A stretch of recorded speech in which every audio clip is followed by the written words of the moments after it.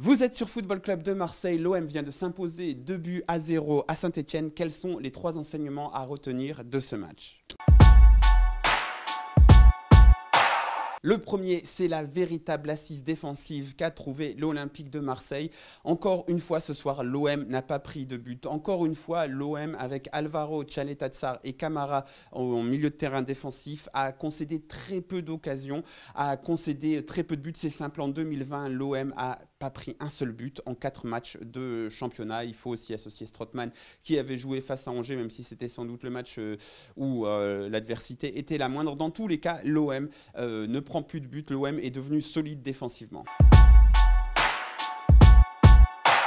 Alors c'est génial défensivement, c'est pas vraiment fun offensivement, puisque encore une fois ce soir on s'est un peu ennuyé devant ce match. L'OM n'a inscrit que 3 buts en 4 matchs de Ligue 1 en 2020. C'est pas beaucoup, mais ça rapporte beaucoup, puisqu'en effet 3 buts ont rapporté 8 points à l'Olympique de Marseille, avec 3 points à Rennes, 3 points ce soir et les 2 matchs nuls au milieu.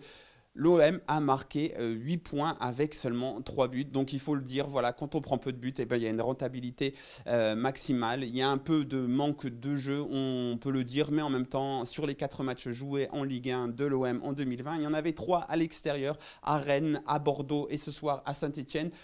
Donc voilà, on va se contenter de ça pour le moment parce qu'au classement, c'est pas mal. C'est même mieux que pas mal.